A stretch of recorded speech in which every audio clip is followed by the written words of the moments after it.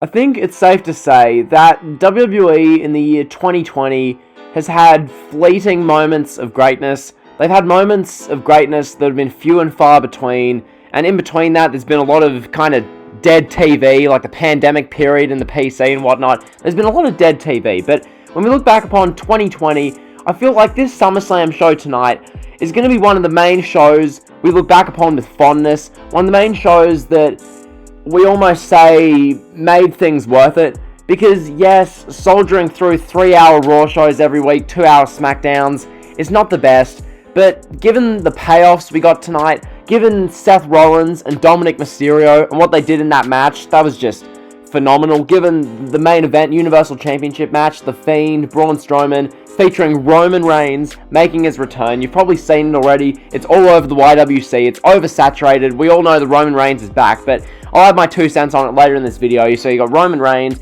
you've got the stuff they did with the WWE title, Randy Orton, Drew McIntyre, a bit of a dead kind of finish, but we'll see where it goes. I was a big fan of that match. We had, as well as, the loser leaves town, Mandy Rose, Sonya Deville, that was good. Asuka winning the Raw Women's Championship from Sasha Banks, basically because Bayley cost her the title. So there were plenty of talking points, and really, that was my main takeaway for this show. The big talking points, the big matches, particularly in the last 2 hours of this show, all made the long-term stories that I like to complain about feel worth it. They really did. Now, as a show, I'd probably rate this SummerSlam, anywhere between 7 and 8.5. I think that's probably the rating you should give it. If you're giving this 9 to a 10, rethink your perspective. If you're giving this below a 7, I don't know what you're watching. This show was a pretty damn good show. Like the main event, the co-main events, Dominic and Seth Rollins, all really damn good stuff. So those are like the main matches. Now let's get into this. So the main event of the show, the Universal Championship, The Fiend challenging Braun Strowman. It was false count anywhere. They fought in the gorilla position. They had a good little fight. Braun Strowman was actually entertaining in this match, which was cool. As you can see here, The Fiend won the Universal Championship. I repeat, The Fiend, Bray Wyatt, is Universal Champion. Finally, after all these months of the Braun Strowman long-term storytelling, he's finally got the title. It's taken so long, but it's awesome to see he finally has a title. And as you guys have seen all over the community, Roman Reigns made his shocking return tonight. Genuinely, I don't think anyone expected this. I expected a finish with Bliss and Cross or something, but having Roman Reigns, having the wreck everyone and leave shirt, surely Roman Reigns is a heel now, surely. I can't wait to see what they do on SmackDown. It's going to be must-see TV.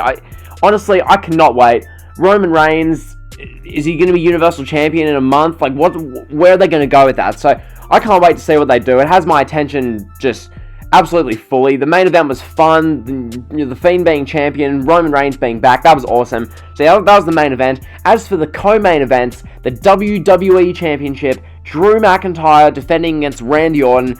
This match, I've seen some people say it was kind of dull. Some people say it was, amazing. Personally, I really enjoyed it. Was the match itself just phenomenal? No, because having Drew McIntyre and Randy Orton, it's not going to be a work rate classic, but for the match it was, I really enjoyed it. These two guys are just great. The finish, I didn't love. It was literally like a backslide, and they had the whole, Randy Orton never saw it coming. Like, yeah, I don't know. I would have preferred an RKO out of nowhere. Like, they counted a Claymore into an RKO out of nowhere. 1, 2, 3. McIntyre never saw it coming and Orton became champion. I would have preferred that, but that's just personal preference. I thought the match was good. McIntyre's still the champion, so I'm a fan of what they did there.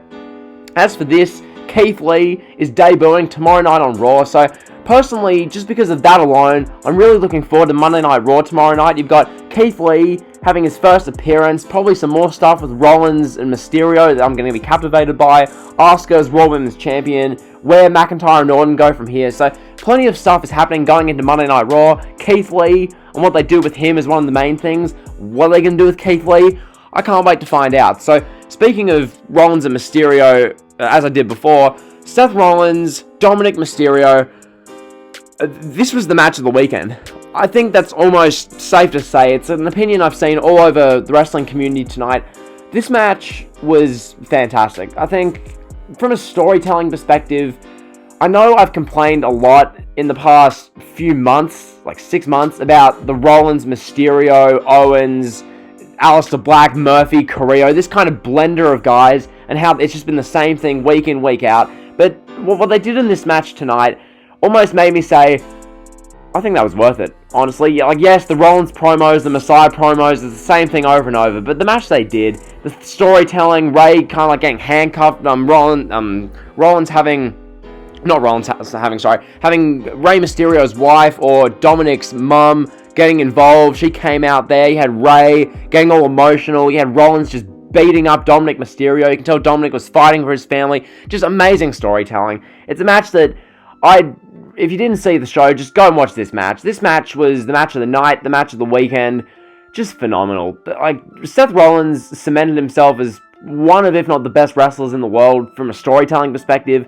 It's not just he hits 180 different moves. He just tells great stories. So that was damn good. The Rollins and Mysterio stuff. Then the women's championship stuff. Basically, we opened the show with Bayley defending successfully against Asuka. So what they did here was Sasha Banks jumped up on the apron, distracted Asuka, and then Bayley got the win with a roll-up. So Bayley retained against Asuka, and then they were telling the story that Bayley should return the favor in the Raw Women's Championship match against Sasha Banks. Bayley did not. Sasha Banks was in a dangerous position. Bayley didn't help her, and then Sasha ended up losing the title. So one of the things that obviously people are complaining about is that, Sasha's a 5-time women's champion, and all her reigns are like a combined, I don't bloody know, like 3 months combined. Like, she's never really had a successful defense, never had a pay-per-view defense successfully.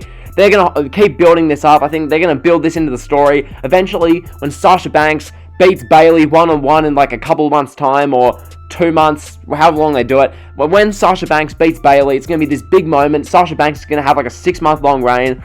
Like, if they don't do that, then they're absolutely crazy. As for Asuka, where she goes from here, I think for Asuka, as a babyface women's champion on Raw, your best bet is going to be Shayna Baszler. I think Shayna's the logical option. I think Shayna Baszler is the option that makes sense. Maybe you have Shayna Baszler and Asuka win the women's tag titles from Bayley and Sasha at Payback. You could go there, but whatever they do, I'm interested in it, so that's that. As for the Mandy Rose Sonya Deville thing, Mandy Rose defeated Sonya Deville. The match went 10 minutes.